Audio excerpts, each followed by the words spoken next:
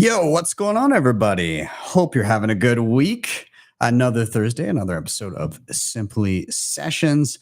And if you're wondering why I'm donning a tank top, it got hot here and not a common occurrence in Canada, but here we are. And yeah, it's nice and summery. I'm enjoying it finally. But we have Nico waiting in the wings to give us the latest and greatest in everything Bitcoin. And I will be, of course, following up with all of your tech updates and all of the exciting goings on. Of course, this is live, so I defer to my friend Bill here. Okay. We'll do it live. Fuck it. Do it live. I'll write it and we'll do it live. And thing sucks. If you have not already, please do like, subscribe, share, all those things. Super important getting this content in front of our eyeballs. I am Ben with the BTC Sessions. This is your Simply Session.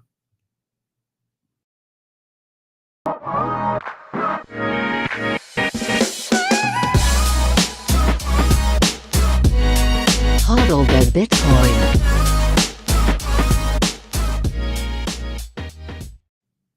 Before we dive in, let's take a look at where we are in the market right now. I'm pulling up timechaincalendar.com, and simultaneously, I'm going to bring up the live chat. Everything you say in the live chat from here on in is there for the world to see, for better or worse. Over at timechaincalendar.com, we're sitting at $57,483 per coin. I feel like we're playing yo-yo between people gobbling up the dip and the German government just being absolute asshats, dumping sats in exchange for something they can print for free. But I digress. A single US dollar will snag you 1,740 sats. In terms of fees, low, single digits, 9 sats per byte next block, anytime 6 sats per byte. And in terms of Bitcoin mined, 19.72 million have been mined. That's 93.92% of the total supply. We're going to give a quick shout out to our sponsors, and then we will be right back. Is on a mission to enable independence by being one of the easiest and quickest ways to purchase Bitcoin in Canada and the US. And the best part about it, every buy goes directly into your own self-custody. They never hold your coins. You can add a Bitcoin address as part of onboarding. There's a transparent 1% spread, no hidden fees, no withdrawal fees. Plus they have KYC free sells and bill payments on their website. They're also a publicly traded company under the ticker BTCW on the TSXV. Check them out over at bitcoinwell.com. Check out my full tutorial on how to use them, and you can check out the links in the show notes down below and sign up today.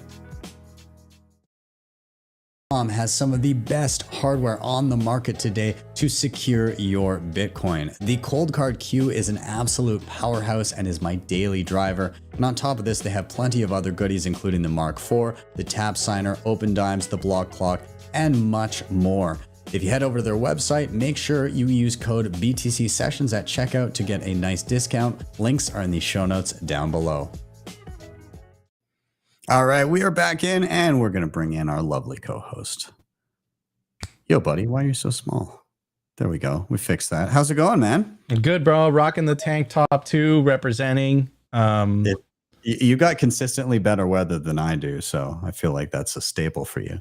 Yeah, I wear this. I wear this pretty often. It's very comfy. It's very comfy. It's the way to do. But I saw you with a tank top earlier in the show, and I can't be out Miami'd by the Canadian, so I pulled it out. Yeah, well, I mean, you were just here, and we were doing a hike, and it was like cold in the morning, and I recall you going, "These crazy Canadian children in t-shirts." Running through this like mountain canyon. It's pretty crazy. Like, you guys have Disney-fied the great outdoors. You know, there's like, you know, this beautiful trail, and then there's little children on it. And then what was really crazy is I saw like a 1-year-old that was like learning to walk on a mountain, which was nuts. But I felt really proud at one point because I did take off my sweater. And I was in my long sleeve shirt. So I felt like I upgraded a little bit in Canadianness. Yeah, you're on your way. I got you some maple syrup as well. That's going to help. That's for sure going to give you a tick or two up there. And you saw a bear, so I think that counts for something too. I did. I saw a bear on the side of the road. I have the Canadian maple syrup.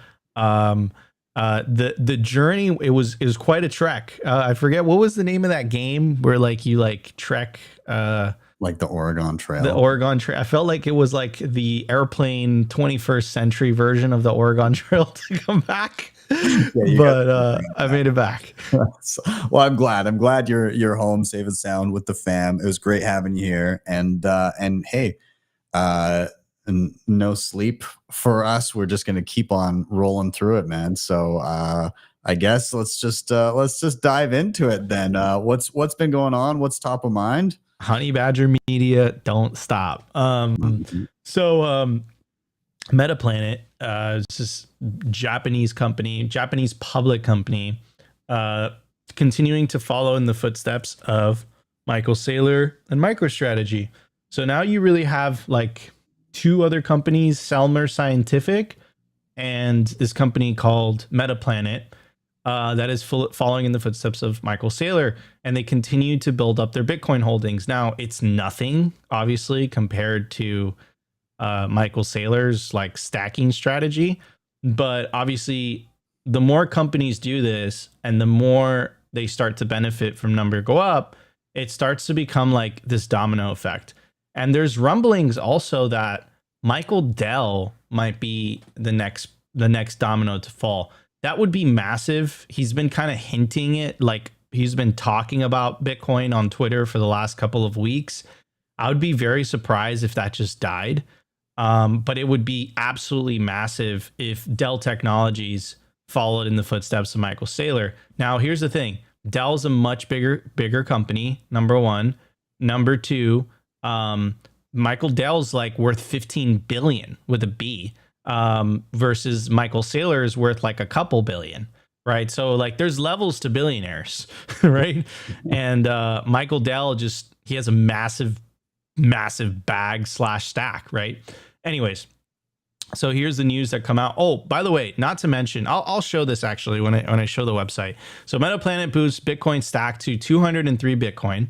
Japanese public company Metaplanet has made another significant investment in Bitcoin, purchasing an additional 400 yuan million worth of the cryptocurrency. This move has increased their total holdings to 203 BTC, acquired at an average price of 10 million yuan per Bitcoin. The company's strategy of investing in Bitcoin has been linked to that of MicroStrategy. This investment comes amid a broader trend of institutional interest in cryptocurrencies, particularly Bitcoin, as a hedge against economic uncertainty. So it's pretty bullish. Now, if you take a look at this company, first observation is it looks a little shitcoiny, the website, but they do emphasize Bitcoin. So I'll give them credit for that. So Metaplanet, secure with Bitcoin. What is Metaplanet? I know a lot of people are like asking like, what the fuck is Metaplanet? We'll talk about that. So it's a publicly traded company listed on the Tokyo Stock Exchange. And they're planning to utilize excess cash flow and implement accretive corporate governance, including financial management strategies such as debt and equity financing to further its Bitcoin accumulation. The strategic pivot is driven by Bitcoin's unique attributes, including its absolute scarcity and apolitical monetary policy. Metaplanet boasts over a decade of diversified business engagement. With deep roots in Japan, our dynamic team compromises seasoned professionals with expertise in finance, trading, real estate, and Bitcoin. In response to the pandemic-induced investment landscape, Metaplanet comprehensively restructured its diverse assets and businesses, paving the way for a strategic pivot towards a Bitcoin-centric vision. So if we kind of scroll down a little bit and we check out the team, you know, a lot of these people, I'm sure they're, you know, very, very accomplished and respected, but take a look at the bottom. You have Mark Yusko, right? He had that like kind of Bitcoin investment thing with Anthony Pompliano. And then take a look at the right. We have the young Zoomer, Dylan LeClaire himself, and his title is Director of Bitcoin Strategy. So, obviously, this is kind of a big deal in terms of their investments. I believe UTXO management is there. UTXO management is linked with David Bailey's company, BTC Inc. So yeah, I mean, this is a big deal. I hope this continues. This trend continues. More companies holding Bitcoin, the better. So this is awesome. Pretty cool. Yeah. I mean, it's I think it's inevitable that more and more companies go down this path. I just kind of wonder who we're going to see next. I feel like the Dell thing is more, if it comes to fruition, I think that's more of a unique, it's like somebody came to Bitcoin on their own. I'm wondering what happened in the background. It seems like there's definitely involvement on behalf of BTC Inc. and there's some fingers in that cookie jar. But I wonder who came to who, or I wonder if Metaplanet was looking at Saylor's playbook beforehand and then went to somebody. I'd be curious to learn kind of how they arrived at where they're at now. For sure. That's a good point. It seems like, Bitcoin Mag and Dylan obviously had something to do with it. They definitely, pointed them in the right direction. Yeah. But I think that the company, being a public company, I think that they have to take it upon themselves a little bit to, all kind of vote and agree that they are taking this Bitcoin strategy, so that's bullish. Obviously, Metaplanet has the cheat code, as Peter McCormack calls it. And any company that doesn't adopt any type of Bitcoin strategy is at a competitive disadvantage. I saw someone in the chat talk about Michael Saylor's stock split, so I feel like let's pivot talking about that. So yeah, MicroStrategy to split stock 10-1 after share price triples in a year on Bitcoin rally. So it goes on to say, NASDAQ-listed software firm MicroStrategy, the largest corporate holder of BTC, announced a 10-for-1 stock split on Thursday. The split will be effective on August 1st, and shares will be distributed after the August 7th market close, the company said in a press release. Holders of Class A and Class B common shares will receive 9 additional shares for each share they own. The company said that the split will make the company's share more accessible to investors and employees. The announcement comes after MicroStrategy's share price more than tripled over the past year, hitting an all-time record of $1,900 in March as BTC rallied past 70,000. The shares rose 6.8% to $1,300 today. MicroStrategy, led by executive chairman and widely followed Bitcoin proponent Michael Saylor, is often viewed as a leverage play on the price of Bitcoin. The company regularly issues corporate debt to raise funds to buy more Bitcoin for its treasury. After its latest purchase last month, the company held 226,000 Bitcoin worth over $13 billion. So I got a couple kind of observations on this. One of the reasons as to why I see a lot of people they're not so much interested in Bitcoin the way that they were during the 2017 rally is because of the unit bias. Right. I think unit bias plays a huge role in people's perception of Bitcoin. And, but you can't do a stock split. I mean, if you understand Bitcoin and you understand that you can buy bits and you understand that you can buy Satoshis, that's great. But everyone prices it in one Bitcoin terms, right? Yeah. So, they're going to split the stock and all of a sudden, it doesn't cost you $1,300 to buy one share of MicroStrategy. It costs you a couple $100s or whatnot, or $100. I don't know what it is. But it's significantly less. And all of a sudden you feel like, oh, I can buy 10 shares of MicroStrategy, right? Even though the things don't, the pie doesn't change. The pie has just been cut more, right? So the size of the pizza stays the same, but instead of it being cut, one line down the center and one line down the middle, it's cut you know, in a bunch of different kind of directions, even though the pie stays the same. But human psychology, bro, people really like, they just believe. They're like, okay, cool, I can get more pizza. It's like, no, you can't. You can get more slices of the same size. I don't know, bro. It's smart. It's smart by Sailor. You know what we should do is we should just like Bitcoin should announce that we've done a stock split by 100 million. And now we have these magical new Bitcoins that are much smaller, and what would have cost you, you know, $58,000 for one, it's now $58,000 for 100 million of these things. So true, man. It's we should talk to Yellow so he can announce it publicly, since he's the Bitcoin CEO. I think so. Yeah. He needs to be informed. I'm sure he'll be on board though. Yeah, 100%, 100%. Yeah, we got to talk to the Bitcoin board about this decision. Yeah, we'll do it. Anyways, in other news, this has kind of been like a saga, and I'll kind of connect this with the Germany stuff. Germany continues to sell more Bitcoin, and of course, you know, you have Mt. Gox. Mt. Gox, you know, if you were around, I wasn't around back then. But, you know, it's the OG, the original Bitcoin exchange. They got hacked. You know, a lot of people got absolutely wrecked. And over a 10-year long wait. And some users are going to get some of their money back. And on top of that, too, like, you know, at that point, Bitcoin didn't fork back then, and it's forked since then. So you actually might get all these forks of Bitcoin, which were quite popular back in 2017. I think Bitcoin Cash is worth something, right?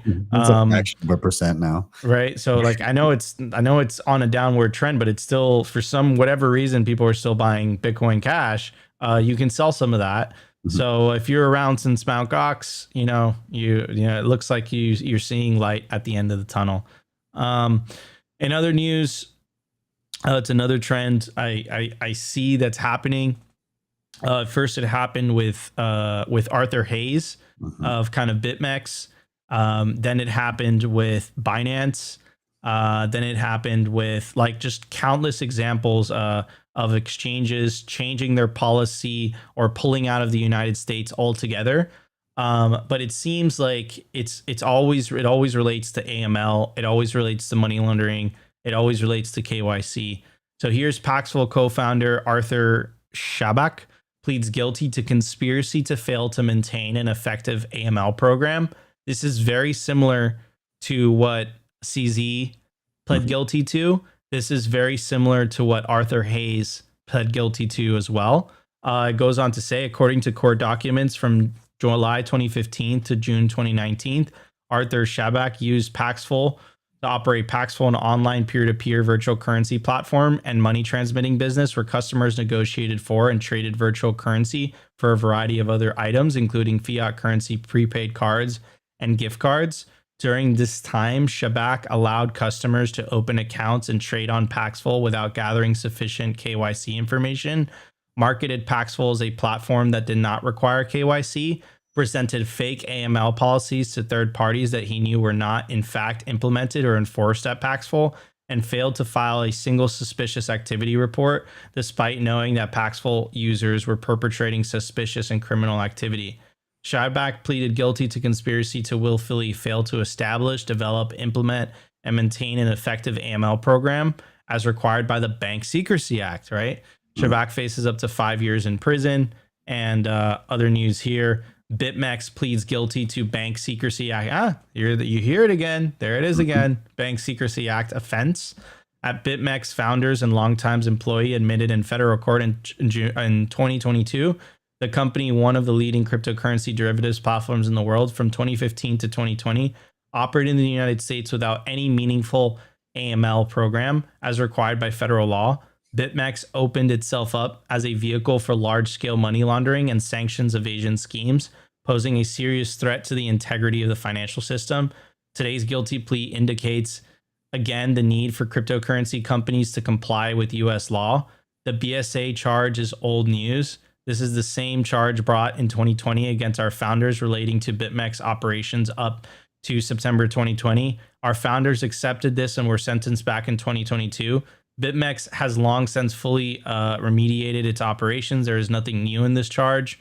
We accepted the BSA charge. We will seek an expedited sentence hearing and argue that no further fine should be imposed, given the substantial amounts already paid by our founders under the BSA charges brought against them under our no admission / no denial settlements with the CFTC and FinCEN in 2021, the company added. So, I mean, what I got to say about this, bro, is rules for thee, but not for me. The banks, because the banks are the biggest proponents of money laundering and all these, regulations that are supposedly broken, they get fines. They get slap on the wrists.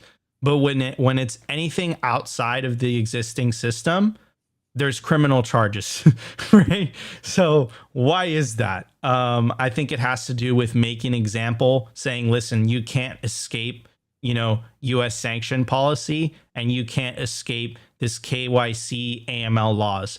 In my opinion, U.S. sanction policy and the way that Bitcoin works as an open monetary network is not compatible whatsoever. I think the two do not mix and match. I think that's an illusion. But it's not going to stop them from trying to enforce this on centralized platforms. That's why I'm so bullish on peer-to-peer exchanges. I mean, I don't want to associate the two, but there's people that are having these markets where, you can have peer-to-peer exchange for goods and services. And is that against AML, KYC? Do you really need to know someone's name in order to exchange a good? If they're providing value to you, if they're doing work for you, do you really need to know their name in order for that to happen? I don't think so. But under the existing system and the way that taxation works, you do need to know their name. You do need to have a paper trail, because if you don't know their name, if you don't have that paper trail, then taxation becomes much less effective. And I think that's what it fundamentally boils down to. I don't think it has to do with effective AML program, because they just fine the banks a shitload of money for that. There's no criminal charges. I think this has to do with the fact that, people could potentially circumvent taxation. And I think that puts governments in a bind, right? It reminds me of the quote from The Sovereign Individual, where governments see citizens as their tax cattle, but now with information technologies, the tax cattle now have wings, right? And I think that this is their attempt at shooting down the cattle with wings. So anyways, that's my take. Yeah, man.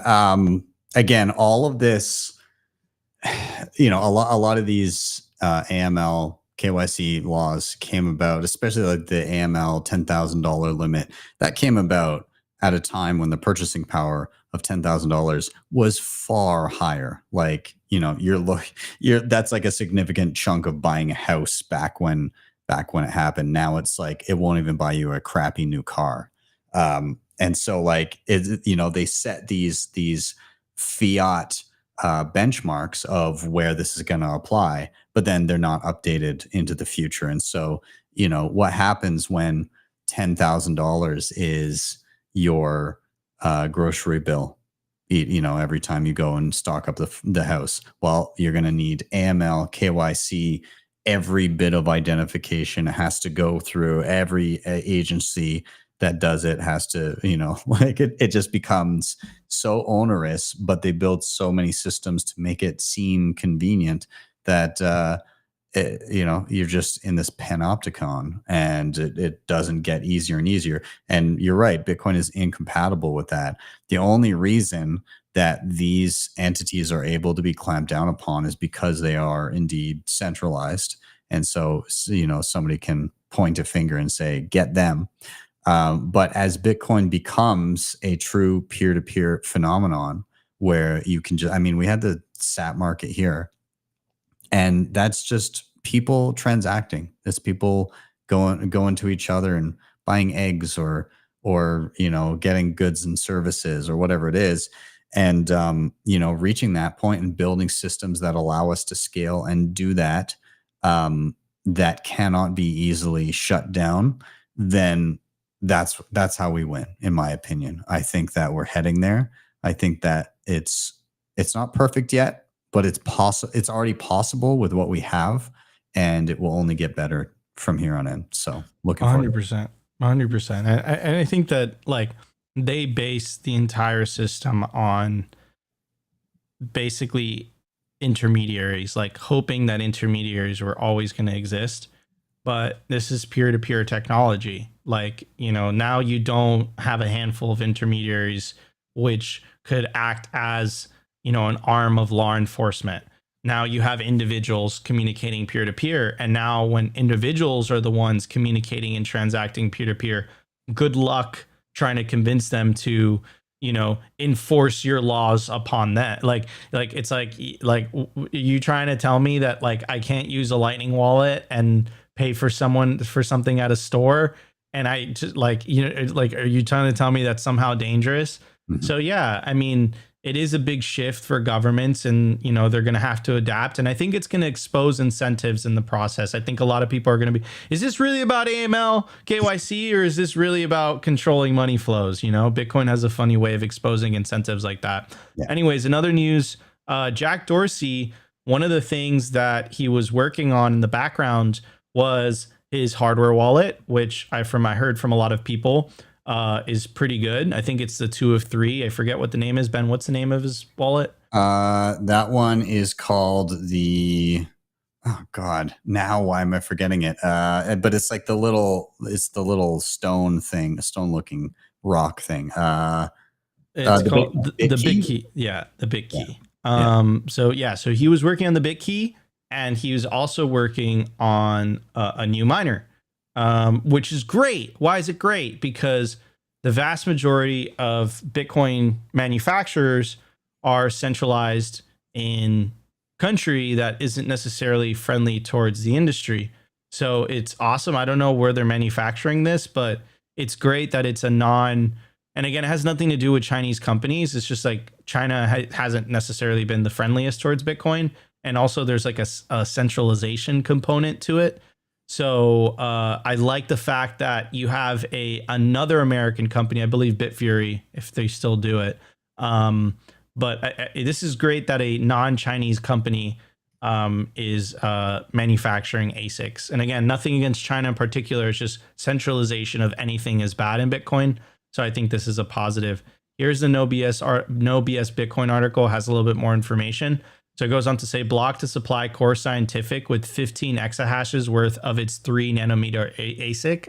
Block announced an agreement to supply Core Scientific with its 3 nanometer mining ASIC representing approximately 15 exahashes. So it goes on to say, Core Scientific will become our first customer to leverage our ASIC and a unique mining solution. The choice of Core Scientific is intentional, as they are among the most predominant leaders in the Bitcoin mining industry, managing one of the largest mining operations in North America. Our strategic agreement with Core Scientific is about more than just supply and demand. It's about exchanging expertise and collaboration. While supplying approximately 15 exahashes of our mining ASICs with an option for significant volume increases, the Proto team at Block also co-designed a modular platform alongside Epic blockchain technologies with input from Core Scientific. We are already actively developing the new system, which will be operational from the outset, using an older generation ASIC to verify the system design. The modular design flexibility will allow straightforward upgrades to our 3 nanometer ASIC via a swappable hashboard.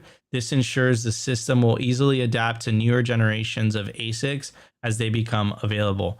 So yeah, I mean, I would say the signal out of this, because it sounds just like a product launch, is just, shout out to Jack Dorsey for his continued support of the Bitcoin industry, and this further decentralizes mining, which I think is a good thing. Yeah, I mean, for me, again, you're right, the decentralization piece of it, the fact that you've got another chip manufacturer out there, which there weren't many, to have another horse in the race is always good, and I hope we see more. Yeah. I hope we see more, and Ben starts to do reviews. One of these days. Oh man. So in kind of like, don't pay attention to what they say or say, pay attention to what they do. This is crazy. I think I've seen this before. Shout out to River for putting this together.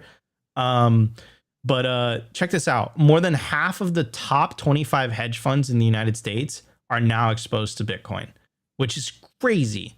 So you have Citadel Investment Group, you have Millennium Management, you have Mariner Investment Group, you have Balsany Asset. You guys get the point. More than half of the top 25 hedge funds in the United States have major exposure to Bitcoin, which I think is a big effing deal. Ray Dalio's is not included in that, not yet. I love how they put not yet. But the biggest one, Citadel, is a big yes. And it goes down from there. Also, what's really interesting too is that this isn't ETFs. This looks like actual spot Bitcoin ETF, spot Bitcoin exposure, which I think is pretty cool. Yeah, I mean, this is huge, man. Like, this is a big stamp of approval from, institutional investors in the United States. Yeah, it's only going to continue to grow too, right? Like, this is still, when did it launched? I'm trying to remember, what month did the ETF officially get approved? January 10th, 2024, exactly 15 years after Hal Finney's running Bitcoin tweet. Wow. I only know that because one of the panel had to do with that at Bitcoin Rodeo. Right. Yeah, it's pretty wild to see. And so what we're basically 6.5 months into this whole thing. And a lot of these companies, they take time to kind of make these decisions of where they're going to allocate and if they're going to change investment strategies and stuff like that. So I expect this list to be a lot more comprehensive by the time Christmas rolls around. Absolutely. 100%. All right, the big kahuna news of today. I'm going to tie up two specific topics with this. But it seems like I'm going to say in an inclusive way as much as possible.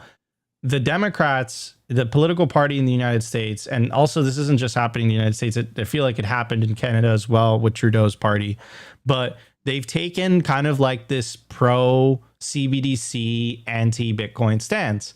And when you take a stance like that, you create an opportunity for the opposing party, right? And they do that to get votes. Now, this isn't like a issue like abortion, which a lot of people feel divided about, or, one of those divisive issues where like literally there's like a 50-50 split within the country, right? Like, you either are pro Bitcoin or you just don't know enough about Bitcoin. Like, I don't think I've ever met someone that's out there saying like, I love CBDCs, F Bitcoin, like maybe government bureaucrats, but I don't see that as like a winning like issue, like whether you're a liberal, progressive, whatever it is. Like I just like we covered this on Simply Bitcoin today, and one of the things that I said, and I had the progressive Bitcoiner guys listening to the episode, and they're like, thank you, Nico, for pointing this out. I said, like, do you have Democrat and progressive politicians taking an anti-Bitcoin stance, but I don't think that's an accurate reflection to what their constituents want. I don't think that the vast majority of liberal or progressive voters are actually anti-Bitcoin. I would say a big portion of them are pro-Bitcoin. So I think that from a political perspective, you're creating an opportunity for the opposing political party, and also you're not accurately representing your base, right? And then that's something to highlight. Like, I think that you can go to the deepest blue city in the US. You can go to San Francisco and say, hey man, are you anti-Bitcoin or pro-Bitcoin? And they most likely will say, I love Bitcoin, or I love Doge. I love like any type of the shitcoin, crypto, whatever. They'll be like, yeah, this is dope. I doubt anyone there would be like, oh, I love CBDCs, right? Like, so like, I don't think that they're accurately reflecting what their base wants. So that's something that first I want to emphasize that. Second point, of course, the opposing political party, the Republican Party, has capitalized on that. They've made it now part of their mission statement. Here's Katie Bieber, and she says, Republicans will end Democrats' unlawful and un-American crypto crackdown and oppose the creation of a central bank digital currency. We will defend the right to mine and ensure every American has the right to self-custody of their digital assets and transact free from government surveillance and control. They've officially made that part of their party platform. So they listed out a bunch of things that the Republicans would do if they are to win the election in November. And number 5, it says exactly what I just said. We will defend the right to mine, ensure every American has the right to self-custody, and transact free from government surveillance and control. I don't care whether you're on the right or left. I think the vast majority of people agree with that statement. Like, I don't see people saying, like, I want government surveillance and control. That sounds wonderful. That sounds great, right? I think this is a huge losing issue for them. Meester actually wrote, like, the way that he broke it down, and that kind of leads me to my second my second part of this news is Donald Trump was announced to speak at the Bitcoin 2024 conference. This is massive. Speaking about moving the Overton window, this is the first time a presidential candidate and an ex-president is speaking at a Bitcoin conference. He's not doing this out of the goodness of his heart. He's doing this because he truly believes that this can win him votes. That is literally the only reason he's doing this. But as Meester pointed out, an intolerant minority of 10 to 50 million American Bitcoiners will only ever vote for the pro-Bitcoin candidate. Trump about to capture the swing vote via Orange Man plus Orange Coin.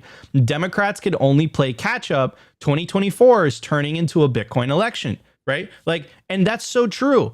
I don't think it has anything, like, the 10 to 50 million American Bitcoiners, I don't think they give a flying fuck about all the other political issues. I don't think they care.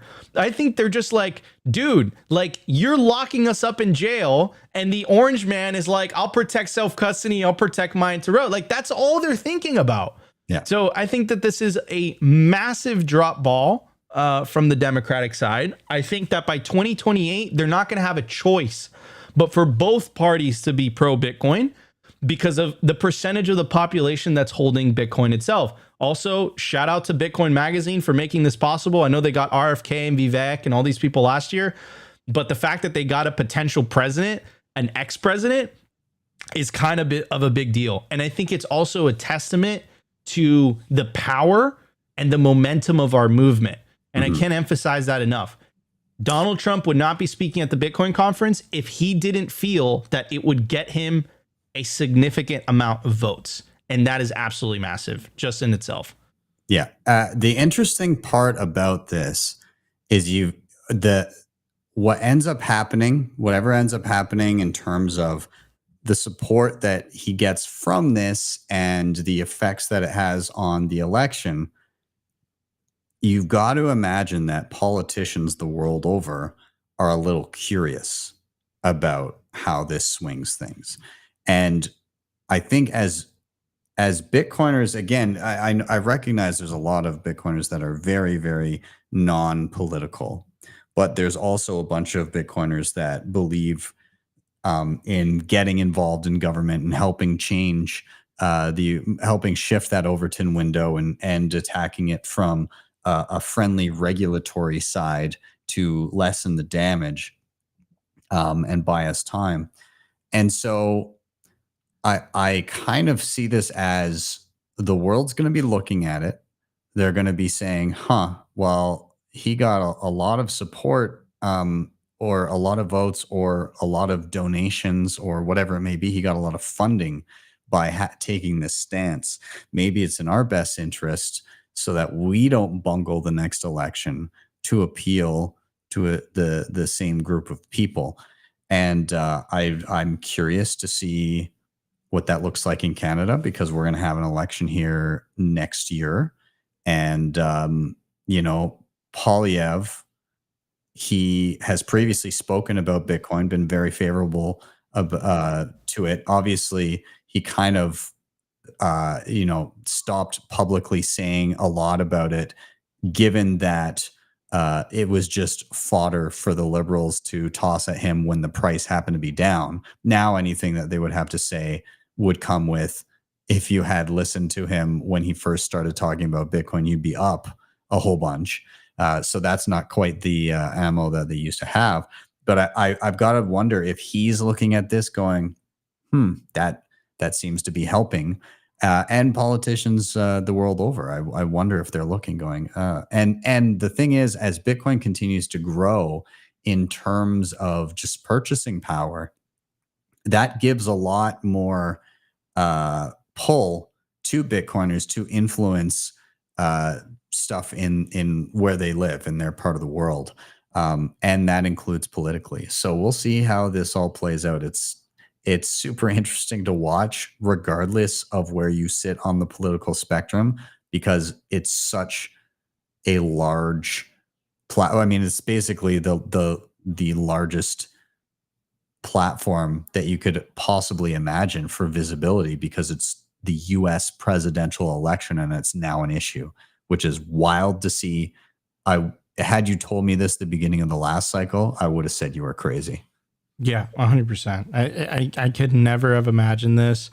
I mean, you saw our reactions doing Simply Sessions over these last couple of months. Like, we were just like, oh, it's Ron DeSantis. Oh, it's RFK Jr.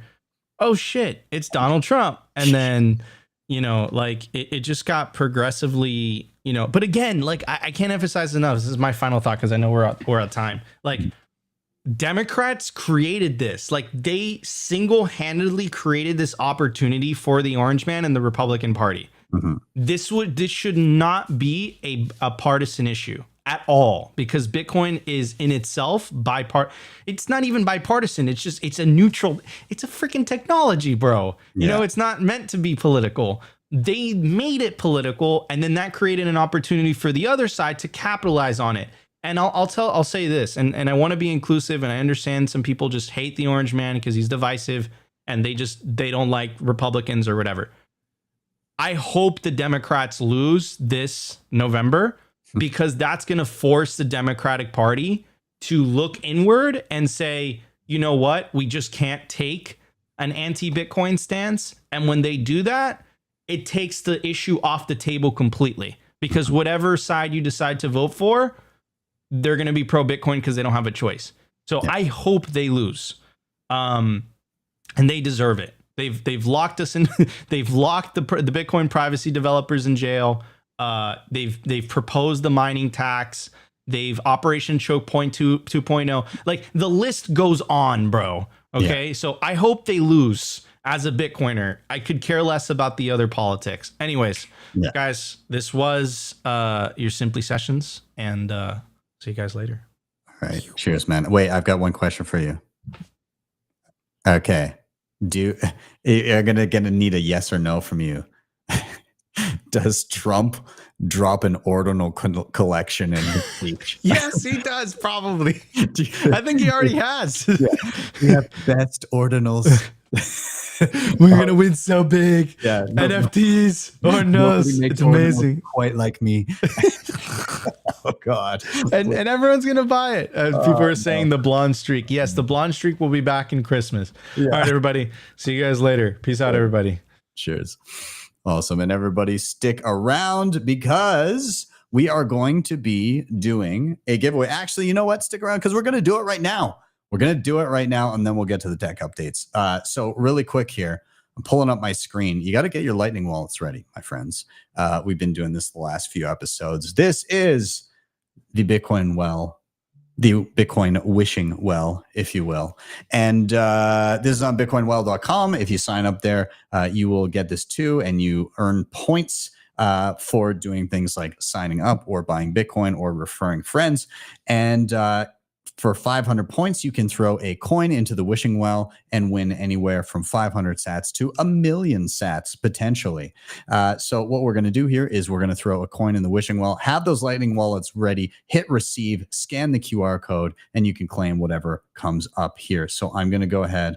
I'm going to redeem 500 points, throw a coin in the well. I'm going to make it large so that you guys have a second to redeem your 500 sats. So have them ready. I'm going to give this about 10 seconds here for you guys to scan. And if you need to scrub back through the video, you can do so. But if you do snag the sats, then of course, please do let me know either in the comment section right now or give it a tweet or wherever you happen to be watching. Let me know.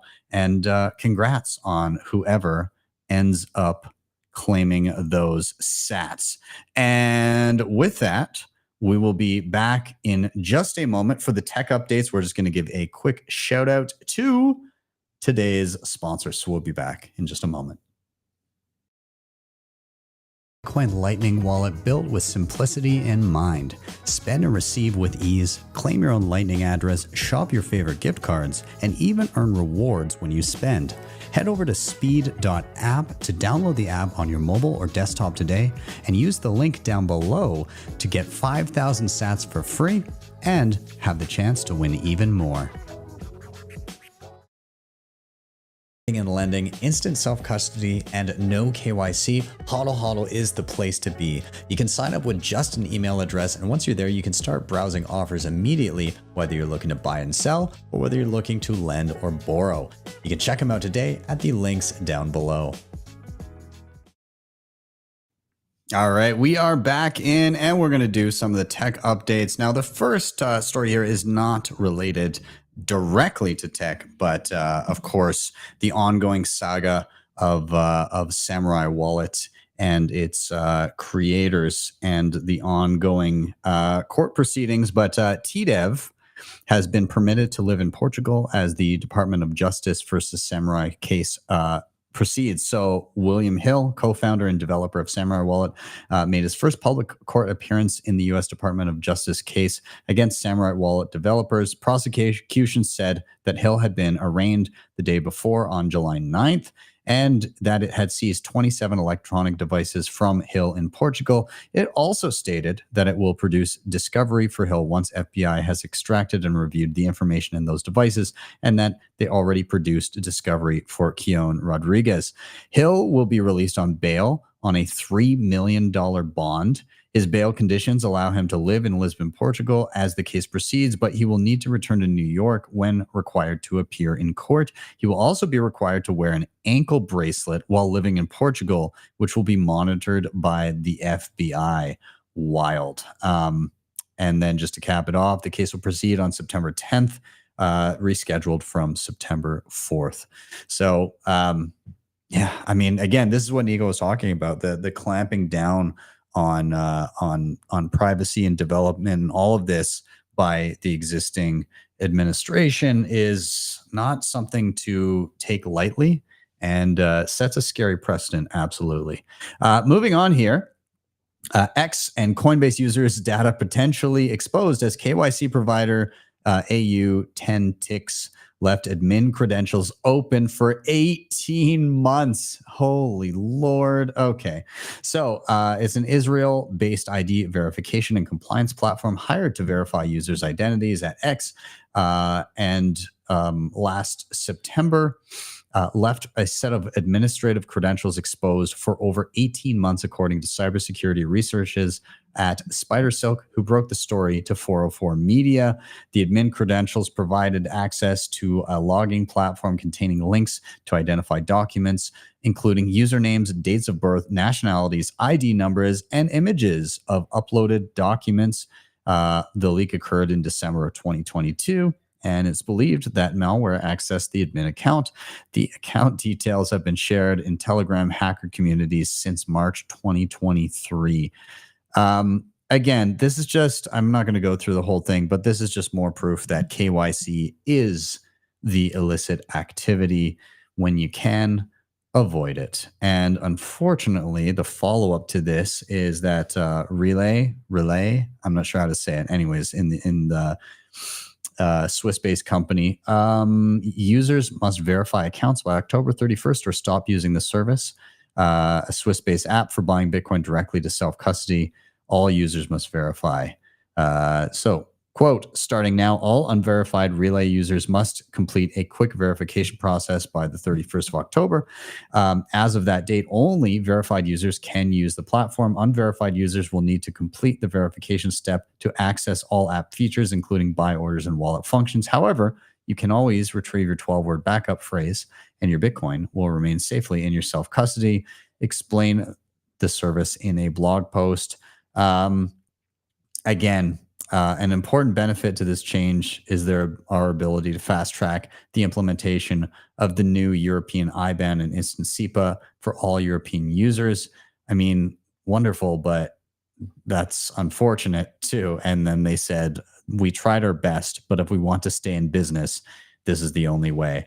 And again, I feel bad because I feel like they were trying to do the right thing, and they were trying to fight against this. But again, the reality is, depending on where you are and who you're serving as customers, you're just kind of hooped. If you get stuck in this, it's either shut down or comply is kind of where it's at right now.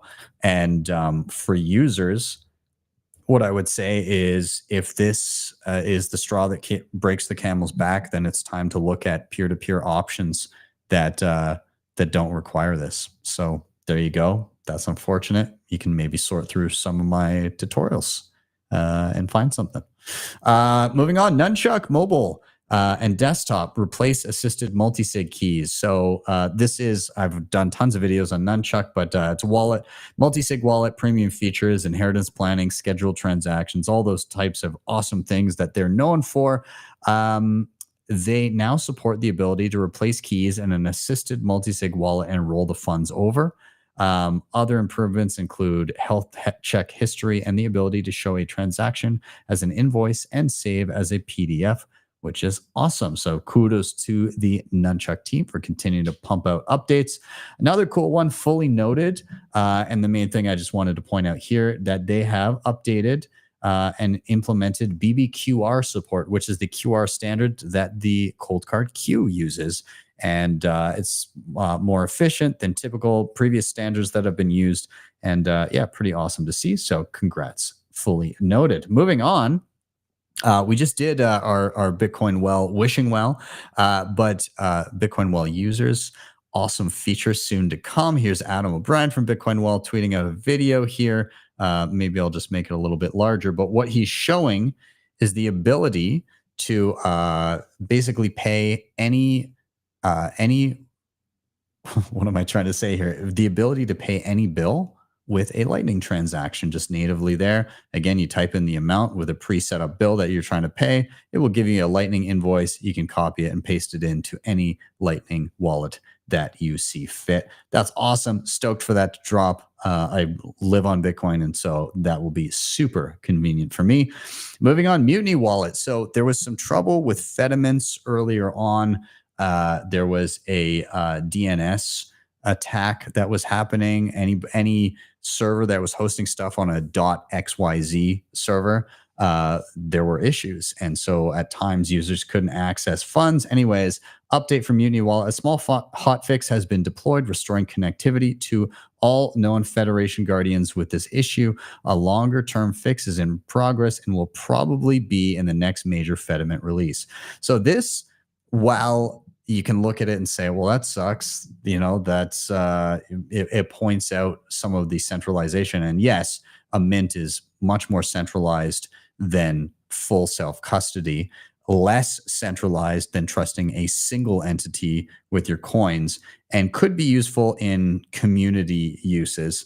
And I still think it's quite useful. But what I like that I'm seeing here is that the attacks have begun and systems are being built out in a more resilient way to mitigate these attacks. So that's awesome. And yeah, I look forward to seeing that update come down the pipeline. Also in the realm of Lightning wallets, Phoenix Wallet, which recently added support for Bolt 12, has now added support for something called BIP 353. So what are these two things? Well, Bolt 12 just allows you to have a static Lightning address that can be reused over and over and over again without having to create invoices. And BIP 353 is using that same code and being able to create a Lightning address that corresponds with your reusable payment code. So I created one today. Basically, if you want to do it, you just go into your Phoenix wallet, go into settings, and then experimental features, and then it will say claim Lightning address and or claim, I can't remember exactly, BIP 353 DNS address. Anyways, once you do that, it'll give you an address. You can share that. Side note, Bolt 12 is different than Bolt 11. So that's the standard that a lot of Lightning wallets are using right now. So that is not cross-compatible. You got to wait for other wallets to begin picking it up, which Strike is working on that. And I believe some others are as well. And so anyways, you can, between Phoenix users and soon plenty of other wallet users, use Bolt 12 Lightning addresses as well. So be sure to check that out if you're a Phoenix user. Moving on, tomorrow there's going to be a Bitcoin Mentor Space, which I'm looking forward to. That is at 1 p.m. my time, which is Mountain Time, so 3 p.m. Eastern Time. And that is with the Orange Pill app folks, which are great. So if you want to join in the conversation, make sure you give that a listen tomorrow. I'm going to try and pop in and have a convo as well. Art is an awesome dude. He helped me out with the SAT market here in Calgary, and he has put together a free and open source software Bitcoin table topics app. So you can generate questions to ask others and basically kind of help with your Bitcoin conversational skills and orange pilling, so on and so forth. So check that out if you can. Okay, the Bitcoin Bugle, if you're unfamiliar, is just like a satirical website and handle that you can follow.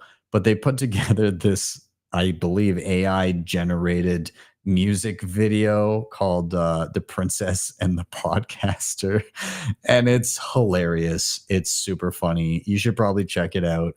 Obviously, it's not. I think some people thought it was serious. Clearly it's not, but you should give it a listen and follow at Bitcoin_Bugle over on X. They are doing the Lord's work. Finally, I did drop a new tutorial earlier today. Actually, this is on the Cold Card Queue, using it as a password manager, which is actually pretty cool. I quite like it. So what you can do, you can manually input existing passwords that you have and usernames and all that. You can also randomly generate new passwords within the Cold Card. You can also create new passwords that are utilizing BIP85. And what that means is it's not linked just to the device, it's linked to your seed phrase. So if you were to destroy the device, then you could simply just restore your seed phrase on another Cold Card and then regenerate all of your passwords through BIP85, which is super powerful. And it's also kind of cool how you can export them. You can export them via QR code, so you can scan on your phone and just get that single password and then input it where you need it. Alternatively, you can plug the Cold Card directly into your computer and hit send password, and it will fill wherever your cursor is. It will type in the password for you. I would say if you're a fan of air gapping your Cold Card, then you may want to consider having a secondary device just for the password function if you're going to be using it. But nonetheless, super cool. And you should probably check it out and play around if you haven't already.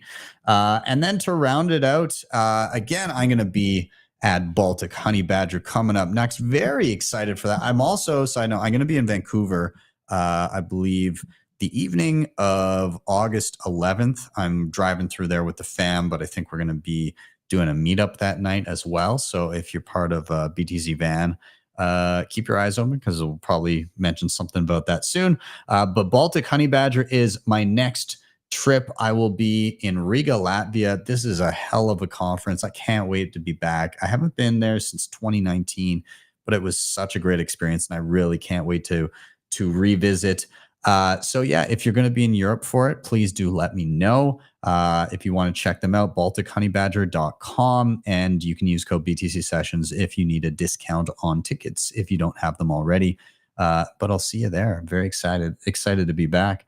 And yeah, finally, if you are sorting through the channel and you're doing some tutorials and you need a little bit of help, be sure to let me know if you need some additional assistance, because we've built a crack team of incredible educators over at bitcoinmentor.io. And they are ready and willing to help you through with anything you need, whether it be just figuring out key management, figuring out hardware, multisig, running a node, privacy, all of that. We've got awesome people that I have hand selected and trained to help you with your entire Bitcoin journey should you need it. So be sure to check them out again at bitcoinmentor.io. And with that, we will finish up here. Of course, be sure to check back in tomorrow at 6 p.m. Eastern time for Why Are We Bullish? We've got some awesome guests that will be on the show then. And yeah, that is it for me. Have a wonderful day or evening, wherever you may be. We'll see you guys next time for your Simply Session.